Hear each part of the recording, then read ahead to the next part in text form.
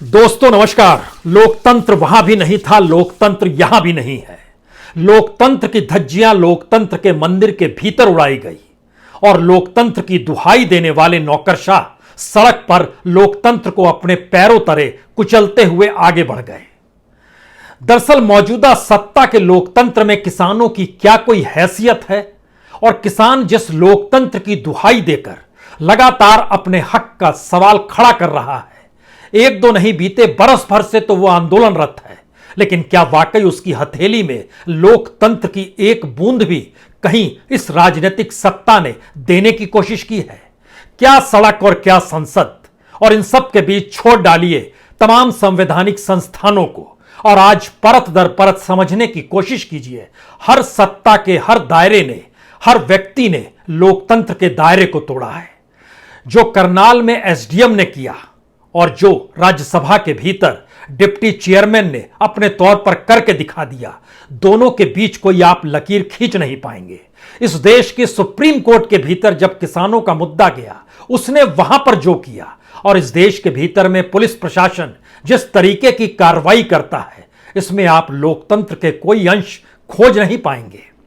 आज जरा सिलसिलेवार तरीके से इन परिस्थितियों को इसलिए समझ लीजिए क्योंकि बार बार गुजारिश किसानों से अब यही हो चली है, अपनी पारंपरिक संघर्ष की स्थितियों को छोड़कर पारंपरिक व्यवस्था को अपने तरीके से खड़ा करने की दिशा में उन्हें आगे बढ़ना होगा। अन्यथा यहां एसडीएम है, वहां डिप्टी चेयरमैन थे, वहां संसद थी, यहां पर पुलिस प्रशासन की हुकूमत थी, लेकिन इन सब के बीच हरियाणा की खट्टर सरकार हो या फिर दिल्ली में बैठी हुई मोदी सरकार हो, और इन सब के बीच चाहे वो हरियाणा का किसान हो, चाहे पंजाब का किसान हो, चाहे यूपी का किसान हो, और चाहे इस देश के किसी भी राज्य का किसान हो, इन तमाम परिस्थितियों को जब आप पलटना शुरू करेंगे तो हो सकता है आपको सत्ता के भीतर से एक बड़ी सुनहरी बांसुरी लोकतंत्र की सुनाई दे। वे सिर्फ गीत हैं। लोकतंत्र के हक में जब सत्ता ही ना खड़ी होती हो और वो लोकतंत्र को दफन करने के लिए सीधे तौर पर खड़ी हो चली हो, तब फिर किसान क्या करे और क्या कहेगा? तो आइए जरा एक एक परत को समझने की कोशिश कीजिए। याद कीजिए, इसी एक महीने पहले, एक महीने का वक्त भी नहीं बीता है, 15 दिन से ज्यादा का वक्त बीता नहीं है, 28 अगस्त 2021 करनाल में क्या हुआ? और एक बरस पहले चले जाइएगा तो हमारा सवाल होगा 20 सितंबर 2020 को क्या हुआ था राज्यसभा के भीतर? करनाल के भीतर में जिस एसडीएम को सस्पेंड कर कर उसके खिलाफ कार्रवाई करने की मांग किसानों की है, उसने कौन से शब्द कहे थे? उसका बहुत साफ कहना था, चाहे कुछ भी हो जाए, कोई भी इस बैरिकेड को पार नहीं करेगा। हम इस लाइन को किसी भी कीमत पर टूटने नहीं दे सकते। मैं स्पष्ट कर दूं कि उन सभी के सिर तोड़ दो जो पार करने की कोशिश करते हैं। मैं ड्यूटी मजिस्ट्रेट हूं और मैं आपको यह निर्देश लिखित में दे रहा हूं, उन्हें सीधे अपनी बेत से मारो। हमारे पास पर्याप्त बल उपलब्ध है। हम पिछले 2 दिनों से सोए नहीं हैं, लेकिन तुम कुछ देर सोकर यहां आए हो तो किसी को भी घेरा तोड़कर मुझ तक पहुंचने ना देना। ये एसडीएम के शब्द हैं जिसको सस्पेंड कराने पर किसान तुले पड़े हैं। लेकिन पन्नों को पलटते हुए एक बरस पहले चले जाइए और याद कीजिए क्या हो रहा था 20 सितंबर 2020 में राज्यसभा के भीतर। जिस वक्त कृषि बिल लाया गया उस समय घड़ी की सुई 9:39 थी और कृषि मंत्री तोमर साहब ने बिल संसद के पटल पर रखा। तुरंत कांग्रेस के केसी वेणुगोपाल खड़े हुए। उन्होंने कहा कि किसान की जमीन कॉरपोरेट को सौंपने वाला यह बिल है, ऐसे इसको नहीं रखा जा सकता है, इसको सेलेक्ट कमेटी को देना चाहिए। उसके बाद कांग्रेस के जो नेता थे वो दूसरे खड़े हुए 9:55 पर। उन्होंने कहा यह गुजरात मॉडल इस देश में लागू करना चाहते हैं। किसानों को इन्होंने गुजरात में इसी तरीके से खत्म किया है। 9:57 पर डीएमके के नेता खड़े हुए, सीपीएम के नेता खड़े हुए, टीएमसी के नेता खड़े हुए, सभी ने इसका विरोध किया। लेकिन 10:08 पर बीजेपी के भूपेंद्र यादव खड़े हुए। उन्होंने बताया किसानों के लिए तो आप लोगों ने कुछ नहीं किया, हमने कमाल का काम किया है। 10:38 पर समाजवादी पार्टी के रामगोपाल वर्मा खड़े हुए, उन्होंने भी विरोध किया। ये सभी वही लोग हैं जो कि उस पार्लियामेंट की राज्यसभा के भीतर हैं जिन्हें इस बिल के पक्ष या विपक्ष में तय करना था और ये विरोध कर रहे थे। और ये घड़ी की सुई आगे बढ़ती चलती है। 1054 में डीएमके के नेता सीधे तौर पर कहते हैं कि किसी भी हालत में किसानों को कमोडिटी बढ़ाने की दिशा में हम नहीं जाने देंगे और किसानों की खुदकुशी इसके बाद इस देश में और बढ़ जाएगी। लेकिन इन सबको अनदेखा करते हुए 1 बजे जब लंच का वक्त होता है उस समय डिप्टी चेयरमैन कहते हैं कि लंच किया जाए या इसे आगे बढ़ाया जाए। शोर होता है इधर से भी उधर से भी और ये कहते हैं ब्रेक कैंसिल। उनको निर्देश था किसी भी हालत में कृषि बिल को आज ही पास कराना है और ये आपके ऊपर है, आपकी जिम्मेदारी है, इसे आप पास कराइए और कोई विरोध की आवाज हम तक नहीं पहुंचने देनी चाहिए। ये कौन कह रहा था? इस देश की सत्ता कह रही थी। ये कौन जानना चाहता था? इस देश के राज्यसभा के भीतर बैठे सांसद क्या इसे समझना चाहते थे? यह भी एक सवाल है। और इन सवालों के साथ साथ अब देखिए 1 बजे जब शोर मचता है तो कहा जाता है अब हम इसको वॉइस वोट से लेंगे। और वॉइस वोट का मतलब बहुत साफ तौर पर था, आप शोर मचाइए और उसके बाद तय हो जाएगा। 1:39 पर वॉइस वोट होता है। शोर होता है नहीं और हां। जो सुनना है डिप्टी चेयरमैन को वो वही सुनते और कहते हैं तय हो गया। और 1:50 पर शोर शराबे के बीच में जो भी आवाज आती है वह अपने तौर पर वॉइस से तय कर देते हैं कि दरअसल यह कृषि बिल पास हो गया। संविधान के मातहत इस पार्लियामेंट को चलाने की रूल बुक के भीतर जब झांकिएगा तो कोई भी अगर राज्यसभा का सदस्य यह कहता कि हम वॉइस वोट को नहीं मानते हैं तो आपको डिवीजन कराना पड़ता। और डिवीजन का मतलब बहुत साफ था, वोटिंग होता जो इतिहास के पन्नों में दर्ज हो जाता। इतने लोग पक्ष में थे, इतने विरोध में थे, वॉइस में कोई चीजें दर्ज नहीं होती है। तो कहीं ना कहीं एक तरफ डिप्टी चेयरमैन को कहा गया था आप हर हाल में इस बिल को पास कराएंगे और दूसरी तरफ एसडीएम को कहा गया था हर हाल में सर फोड़ देंगे लेकिन इनको आगे बढ़ने मत दीजिए। दोनों का अपना अपना दायरा है। इस दायरे में एसडीएम सस्पेंड हो जाए, डिप्टी चेयरमैन अपने पद पर बरकरार रह जाए, इस देश की संसद चलती रहे और इस देश की पुलिस प्रशासनिक व्यवस्था सिर्फ और सिर्फ प्यादे बनकर सत्तानुकूल होती रहे। इस देश का मसला इतना बड़ा नहीं है क्योंकि बात कहीं आगे है। क्योंकि इस कृषि बिल को पास कराने की पूरी प्रक्रिया में लोकतंत्र हाशिए पर था। संसद की अपनी रूल बुक दफन कर दी गई थी और इन सब के बीच एसडीएम जो करनाल ने किया उसमें ऐसा कोई शब्द कोई भी आईएएस बोल नहीं सकता है जो कि बोला गया और उस एसडीएम के जरिए बोला गया जिसका विरोध हुआ इसको बोलने के बाद तो उसको प्रमोट करके चंडीगढ़ भेज दिया गया और वो मुख्यमंत्री के उस दायरे में आ गया जहां पर आने वाले वक्त में वो पॉलिसीज को निर्धारित करेगा। क्या वाकई इस लोकतंत्र में किसानों की कोई जगह है? और किसान जब करनाल में लघु सचिवालय को घेर कर बैठे हैं और अपने तौर पर खट्टर सरकार कह रही है, उसकी नाक का सवाल है वो कैसे मान ले। या फिर अगर दफन करने की परिस्थितियों में एक एक करके चलिएगा इस देश के भीतर में इस लोकतंत्र को समझिएगा तो संसद के भीतर अगर आपने महसूस किया फार्म बिल जो लाया गया उसमें लोकतंत्र को ही दरकिनार किया गया तो यह मामला तो सुप्रीम कोर्ट भी पहुंचा। सुप्रीम कोर्ट ने क्या किया? सुप्रीम कोर्ट ने एक कमेटी बना दी। उस कमेटी के बारे में कोई जानकारी है? किसने उसमें विरोध किया, किसने पक्ष किया? किसी को कोई जानकारी नहीं और सुप्रीम कोर्ट खामोशी से आगे की कार्रवाई दूसरे केसेस को लेकर लगातार कर रहा है। सुप्रीम कोर्ट भी खामोश हो गया। यानी इस देश की संसद, इस देश में सुप्रीम कोर्ट, इस देश में नौकरशाही और इस देश में पुलिस व्यवस्था, अगर इन सारी परिस्थितियों को देखिएगा जो जब दिल्ली की तरफ किसान बढ़े थे तो क्या हुआ था? पुलिस प्रशासन ने ही तो सड़कें खोदी, उसी ने तो कांटे बिछाए, उसी ने तो उस पूरे इलाके की घेराबंदी कर दी। यानी विरोध प्रदर्शन भी आप नहीं कर सकते हैं जब आप दिल्ली में आ जाएं और जिन जगहों पर विरोध करने के लिए जमा होंगे वहां से कोई मैसेज बाहर ना आए तो इंटरनेट ही बंद कर दो। 2 दिन से करनाल में इंटरनेट बंद है। मुजफ्फरनगर में महापंचायत हो रही थी, वहां भी इंटरनेट बंद कर दिया गया। सूचना का आदान प्रदान कभी भी आंदोलन स्थल से इस देश के लोगों के बीच नहीं होना चाहिए और अगर जो होगा उसके लिए हमारा न्यूज चैनल मौजूद है। वह न्यूज चैनल लगातार लोकतंत्र के गीत गाएगा, राग गाएगा और लोकतंत्र का मतलब सत्ता के गीत को गुनगुनाना शुरू कर देगा।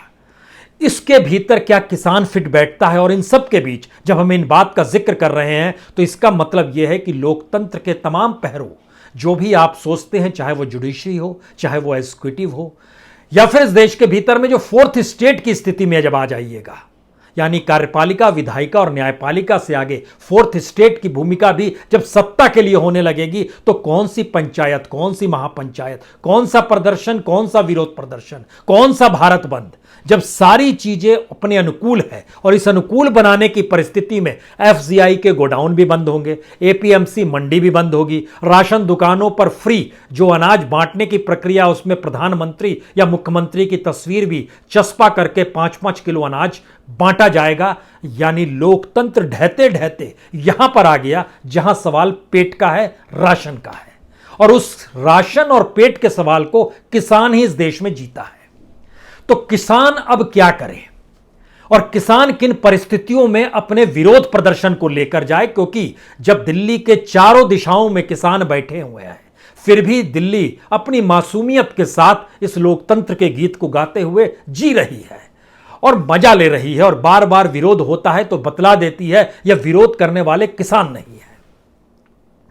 ठीक इसी तरीके से जिस एसडीएम ने सर फोड़ने का जिक्र किया, वह तो सबसे प्यारा प्यादा हो गया। और आज की तारीख में यह मैसेज है तमाम नौकरशाहों के लिए और पुलिस वालों के लिए, सत्ता का संरक्षण करोगे तो जिंदगी भर खुश रहोगे। इसी तरीके से संदेश है संसद के भीतर भी, चाहे वो डिप्टी चेयरमैन हो या कोई भी पद पर बैठा जो दूसरी पॉलिटिकल पार्टी जो सत्ता के लिए काम कर रहा होगा, उसके लिए भी मैसेज है, साथ रहोगे, हमारे तक विरोध के स्वर आने नहीं दोगे तो फिर तुम लाभालाभ की स्थिति में होगे। आप किसान हैं, आप कहां फिट बैठते हैं। अब इन परिस्थिति से एक कदम और आगे बढ़ाइए, क्योंकि जिन बातों का जिक्र हो रहा है उसमें एक चीज कोई भी समझने की कोशिश करेगा कि इस देश के भीतर में तब कोई क्या करे। हमें लगता है इस देश में बार बार किसानों को अब यह समझने की जरूरत है, चाहे वह दिल्ली के चारों तरफ बैठे हुए हैं, चाहे वह करनाल में विरोध कर रहे हैं, क्योंकि करनाल के भीतर का सच क्या है। 28 अगस्त को बांसताड़ा टोल पर किसानों पर लाठीचार्ज होता है, आईएएस सर फोड़ने का आदेश देता है, एक किसान की मौत होती है, एक की आंख की रोशनी चली जाती है, 60 किसान घायल हो जाते हैं। किसान अपने तौर पर सभा करते हैं और कहते हैं कि जिसकी मौत हो गई उसको 25 लाख रुपए दे दो, जो घायल हुए हैं उनको 2-2 लाख रुपए दे दो, और इन सब के बीच उस एसडीएम को सस्पेंड करो, कार्रवाई शुरुआत करो, उसके खिलाफ केस बनाओ कि उसने ऐसा क्यों कहा। अब जिस लघु सचिवालय को घेरा गया है, उस लघु सचिवालय के भीतर में दर्जन भर दफ्तर चलते हैं, लेकिन मौजूदा व्यवस्था हमारी लोकतंत्र की ऐसी है कि अगर इस देश में ताला भी आप लगा दें तो भी इस देश जिस रूप में चल रहा है वैसे ही चलेगा। लघु सचिवालय के भीतर में डीसी का ऑफिस है, एसपी का ऑफिस है, एसडीएम का ऑफिस है, सीएम विंडो है, तहसील का ऑफिस है, ट्रेजरी है, एडीसी है, डीआरओ है, डीपीआईओ है, जो लेबर ऑफिस है वो है, वहां पर इलेक्शन कमीशन का भी एक ऑफिस है, वहां पर बैंक है, समाज कल्याण है, जिला कल्याण है, रोजगार विभाग है, सब तो है, लेकिन कोई कार्रवाई नहीं हुई क्योंकि बाहर किसान बैठा हुआ है। लेकिन इससे क्या फर्क पड़ता है। यह वही हरियाणा है जहां पर इस देश की औसत अनएम्प्लॉयमेंट स्केल जो है 8.78, उससे 4 गुना से ज्यादा बेरोजगारी दर हो गई है, 35% पार कर गई है बेरोजगारी दर। लेकिन क्या खट्टर सरकार के माथे पर कोई शिकन है? क्या दिल्ली से कोई बोलने वाला है? उन्हें नहीं बोलने वाला है। और फिर किसानों को लेकर जब सरकार ये मानकर चल रही है, जो विरोध कर रहे हैं ये किसान ही नहीं है, ये मानकर चल रही है कि दरअसल कोई फर्क नहीं पड़ेगा इन किसानों के विरोध से और कोई फर्क नहीं पड़ेगा इनके इस तरीके से धरना प्रदर्शन से, तो क्या खट्टर सरकार और क्या शिवराज सरकार। और अगर उस फेरिस्त को भी समझना चाहिए इस देश के भीतर में, तो इस देश के जितने भी राज्यों में बीजेपी के मुख्यमंत्री हैं, सब कहीं ना कहीं दिल्ली की तरफ देखते रहते हैं कि वहां से एक उम्मीद बनी रहे। तो क्या ये लोग अपने तौर पर कोई निर्णय ले पाएंगे? चाहे वो हरियाणा हो, चाहे वो हिमाचल प्रदेश हो, चाहे वो मध्य प्रदेश हो, चाहे वो उत्तर प्रदेश हो, चाहे वो उत्तराखंड हो, चाहे वो कर्नाटक हो, चाहे वो असम हो, चाहे वो गुजरात हो। इवन इस प्रक्रिया के भीतर में चाहे पर महाराष्ट्र का भी ले लीजिए, वहां पर इनके मुख्यमंत्री नहीं है, लेकिन सियासत को जरा समझने की किसान कोशिश करें। इस देश में सत्ता केंद्रित देश होते चला जा रहा है। इस देश के भीतर में सत्ता के सामने किसी की कोई हैसियत नहीं है। ना हैसियत इस देश में कॉन्स्टिट्यूशनल इंस्टीट्यूशंस की है, ना ही कॉन्स्टिट्यूशन की व्याख्या करने वाली सुप्रीम कोर्ट की कोई हैसियत इस सत्ता के आगे बच पा रही है। उसको सत्ता के हिसाब से चलना है और यह माना जाता है कि जो संसद के भीतर निर्णय लिए गए, सुप्रीम कोर्ट उस पर भी उंगली नहीं उठा सकता है। तो फिर जब सत्ता केंद्रित देश हो चला है और उस केंद्रित देश में जो सत्ता के दायरे में ना तो बीजेपी की कोई हैसियत है, ना ही आरएसएस की कोई हैसियत है, ना विपक्ष की मौजूदा स्थिति तो कहीं है ही नहीं, क्योंकि विपक्ष की सियासत को भी अगर आप समझिएगा तो वह किसान के कितने अनुकूल है आपको कुछ व्याख्या करनी होगी। इस देश के भीतर में आप जरा देखिए, किसानों के हक में कमोवेश हर विपक्ष का नेता आपको खड़ा हुआ दिखाई देगा। लेकिन हमारा सवाल बड़ा सीधा है, किसान अगर अभी भी अपनी एक पैरेलल व्यवस्था इस देश में खड़ा नहीं करेगा और इस देश की पॉलिटिकल व्यवस्था को वह अपनी सामाजिक आर्थिक व्यवस्था से चैलेंज नहीं करेगा तो यह राजनीतिक व्यवस्था किसानों को भी हड़प लेगी। तरीके अलग अलग होंगे हर किसी के, क्योंकि इस देश के भीतर में जब इकोनॉमिक रिफॉर्म आया 1991 में, उस समय भारत की जनसंख्या 84 करोड़ थी। आज ये बढ़कर 2021 में 138 करोड़ हो गई है, यानी कुल 54 करोड़ लोग बढ़ गए। 54 करोड़ जनसंख्या 1971 में हुआ करती थी। 71 का मतलब आपके जहन में तुरंत 1975 आ जाएगा। अच्छा, उस वक्त जब लोकतंत्र को हाशिए पर ढकेल दिया गया था, देश में आपातकाल लगा दिया गया था, उस समय की 54 करोड़ 55 करोड़ की जनसंख्या इस 91 से लेकर 2021 तक के बीच में बढ़ गई। लोकतंत्र की परिभाषा भी इन्होंने बढ़ दी और आपातकाल की परिभाषा भी बदल दी और तानाशाही की परिभाषा भी बदल दी। एक लिहाज से लोगों को बांटा। सवाल यह नहीं है कि किसान बटा है, मजदूर बटा है, जातियों में लोग बटे हैं। सवाल है जो हमारा पूरा पॉलिटिकल सिस्टम है, वह सत्ता को अगर पाना चाहता है तो उसके खिलाफ खड़े जो लोग हैं, जो उसी राजनीतिक माध्यम से सत्ता को पाना चाहते हैं, वह भी उसी तरीके से पेश आएंगे। फिर किसान के हाथ में क्या रहेगा? किसान खुश हो सकता है। आज उसके साथ कांग्रेस खड़ी है, टीएमसी खड़ी है, आम आदमी पार्टी खड़ी है, अकाली भी खड़ा है, बीजू जनता दल भी खड़ा है, लेफ्ट भी खड़ा है, डीएमके भी खड़ा है, वह खुश हो सकती है। लेकिन सच क्या है? क्या यह सच नहीं है कि इस देश के भीतर में हम आपके सामने 11 राज्य रखते हैं? इन 11 राज्यों के मुख्यमंत्रियों ने अपने तौर पर विधानसभा के भीतर इस कृषि बिल का विरोध किया। लेकिन ये 11 मुख्यमंत्री, 11 राज्यों के मुख्यमंत्री अगर एक साथ दिल्ली में आकर सुप्रीम कोर्ट का दरवाजा खटखटाएं और 11 राज्यों के मुख्यमंत्री एक साथ राष्ट्रपति भवन पहुंच जाएं, कहे कि लोकतंत्र पे खतरा है, फेडरल स्ट्रक्चर तहस नहस किया जा रहा है, किसानों के साथ इस देश की सामाजिक और आर्थिक व्यवस्था से खिलवाड़ किया जा रहा है, तो क्या सुप्रीम कोर्ट जागेगा नहीं? क्या राष्ट्रपति को समझ नहीं आ जाएगा कि 11 राज्यों के मुख्यमंत्री एक साथ आए हैं? छत्तीसगढ़ और राजस्थान कांग्रेस की सरकार है, महाराष्ट्र और झारखंड कांग्रेस के समर्थन से सरकार चल रही है। यानी 5 राज्य ऐसे जो कांग्रेस के कहने पर एक साथ पांचों मुख्यमंत्री खड़े होंगे, होना चाहिए, हो सकते हैं। इसके बाद आइए बंगाल, ममता बनर्जी किसानों के साथ खड़ी है, चुनाव के वक्त में किसानों का मदद भी उन्होंने लिया। केरल की विधानसभा में भी इस कृषि बिल का विरोध करते हुए रेजोल्यूशन पास हुआ है। क्या लेफ्ट साथ नहीं आएगा? तेलंगाना, आंध्र प्रदेश, दिल्ली और उड़ीसा, इन 11 राज्यों के मुख्यमंत्रियों का मतलब है Congress, left, TMC, Shiv Sena, JMM, Jharkhand Mukti Morcha, YSR Congress, TRS, आम आदमी पार्टी, बीजेडी और इसके साथ एनसीपी को भी जोड़ लीजिए। लेकिन विरोध कौन करता है? जो पार्लियामेंट के भीतर बैठे हुए सांसद हैं, जिनके पास कोई कॉन्स्टिट्यूशनल पोस्ट नहीं है, वह विरोध करते हुए चाहे वो राष्ट्रपति भवन चले जाए या कहीं भी शोर मचाए। लेकिन 11 राज्य अगर एक साथ खड़े होकर सुप्रीम कोर्ट से इस बात की दुहाई दें कि दरअसल लोकतंत्र को बचाइए, संविधान को बचाइए, फेडरल स्ट्रक्चर को बचाइए, तो सुप्रीम कोर्ट क्या करेगा? क्या वो कमेटी बनाएगा?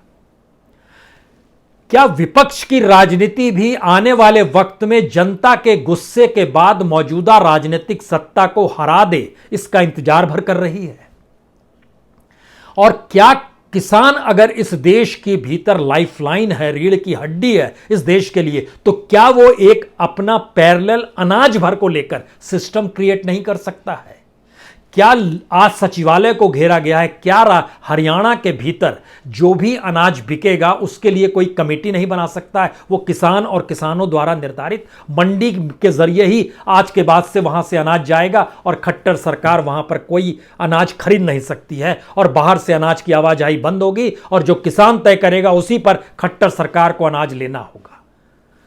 एक राज्य को आप आइडियल बना लीजिए उस राज्य के, क्योंकि जो स्थिति आज की तारीख में हरियाणा के इंडस्ट्रियल और सर्विस सेक्टर की है, उसी ने बेरोजगारी की संख्या जो है 35% से ज़्यादा कर दी है।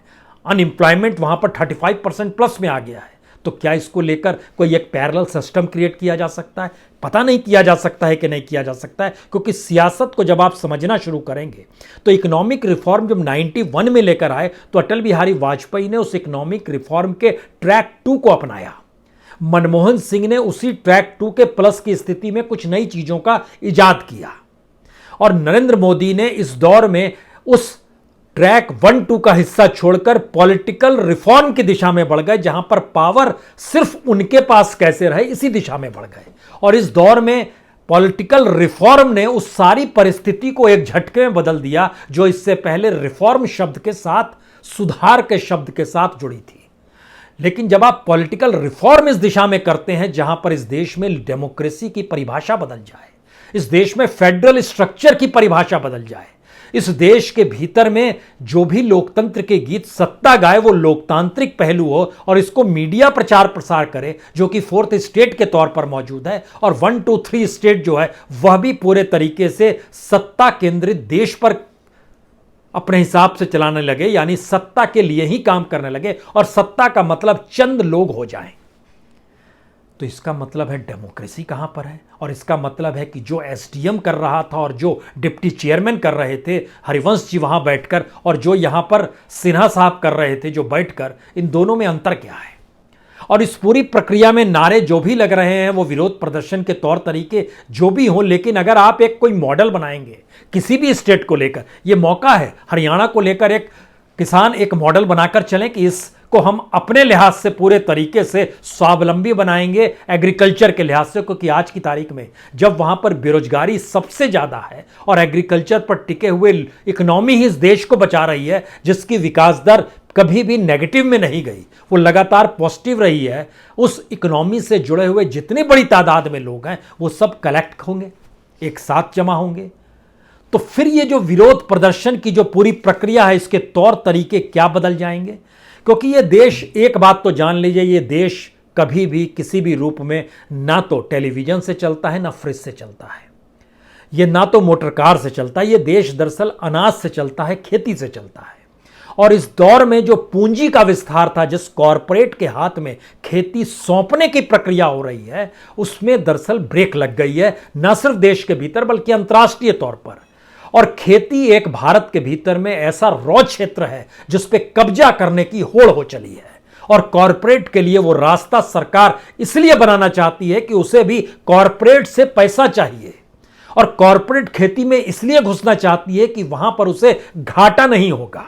ये पूरी प्रक्रिया जो बनाई गई है उसके भीतर में किसान इस पूरे सिस्टम में कहां फिट बैठता है? और किसान जिन मांगों को कर रहा है, और किसान को जिस रूप में आज करनाल में बैठाया गया, कल कहीं और भी बैठा दिया जाएगा, तरीके क्या होने चाहिए? क्योंकि किसान के इस संघर्ष के साथ सबसे बड़ी बात यह है कि यह एक आंदोलन अपने आप में स्वावलंबी आंदोलन है। उसे कहीं से किसी रूप में अनाज की जरूरत नहीं है। लंगर खुला हुआ है, गुरुद्वारे खुले हुए हैं, हमारा जो समूचा सिख समाज है वो जिस तरीके से सेवादार की भूमिका में है, ऐसे आंदोलनों को इस तरीके से मदद इससे पहले भारत में किसी आंदोलन में नहीं मिली। तो ये आंदोलन तो अपने आप में स्वावलंबी आंदोलन है। उसे ना सरकार से कुछ चाहिए, ना ही इस पॉलिटिकल सिस्टम से कुछ चाहिए। उसको अपना सिस्टम बनाना है जिस पर भारत की राजनीति निर्भर हो जाए, और राजनीति के ट्रांसफॉर्मेशन के लिए वह एक अपने तरीके से शुरुआत करे। क्या यह संभव है? यह संभव है। सवाल सिर्फ इतना है कि जिस देश के भीतर में जब पार्लियामेंट की तरफ ही आपको देखना है और विधानसभा के भीतर ही देखना है, और विधानसभा के भीतर चाहे वो सत्ता पक्ष हो या विपक्ष हो, जब वो किसान आंदोलन से जुड़े नेताओं को ना विधानसभा में भेजेगा, ना पार्लियामेंट में भेजेगा, ना विधान परिषद में भेजेगा, ना राज्यसभा में भेजेगा, तो फिर इसके मतलब बहुत साफ है कि जो हमारा कैपिटल सिस्टम है, जो मार्केट इकोनॉमी है, जिस इकोनॉमिक रिफॉर्म को हमने 91 में अपनाया है, और उस मार्केट इकोनॉमी के अनुकूल ही किसानों को उस रूप में ढालने का प्रयास कभी दाएं से होगा, कभी बाएं से होगा, कभी बीच से होगा। उसमें कोई ऐसे मिजाज में आ जाएगा, और जब इस मौजूदा मोदी सत्ता को यह महसूस हो गया कि राजनीतिक तौर पर उसे कोई डिगा नहीं सकता है, तो उसने अपने तौर पर अपने अनुकूल परिस्थितियों को एक झटके में ला दिया। बाकियों को यह लगते रहता था कि शायद कोई अल्टरनेटिव होगा और अल्टरनेटिव की दिशा में उसको चुनावी हार मिल जाएगी, लेकिन यहां तो कोई चुनावी हार का मतलब ही नहीं है। जनता क्या वाकई विपक्ष की हैसियत निभाने को तैयार है? इस देश का किसान क्या पॉलिटिकल सिस्टम के अल्टरनेटिव में एग्रीकल्चर पॉलिटिकल सिस्टम देने को तैयार है? या फिर यह पूरे आंदोलन की प्रक्रिया एक सर फोड़ने को तैयार है, दूसरा रूल बुक को दरकिनार करते हुए पार्लियामेंट में बिल पास कराने को तैयार है? किसान बीच में खड़ा है। यह देश भी इसी तानाशाही और लोकतंत्र के बीच में खड़े होकर बार बार लोकतंत्र की तरफ एक आस और उम्मीद की तरफ देखना शुरू जाता है। लेकिन यहां तो खेल उलट दिया गया है। तमाशा लोकतंत्र के मंदिर के भीतर का जो भयानक था, हम साल भर पहले जो हुआ था, उसे हर कोई भूल गया। कोई अंतर नहीं है इस एसडीएम में और उधर डिप्टी चेयरमैन में। कोई अंतर नहीं है राज्यसभा में और करनाल के बॉर्डर पे जो कुछ हुआ, वहां पर टोल प्लाजा के पास जो हुआ, कोई अंतर नहीं है। इसको समझ लीजिए, यही काफी है। बहुत बहुत शुक्रिया, बहुत बहुत शुक्रिया।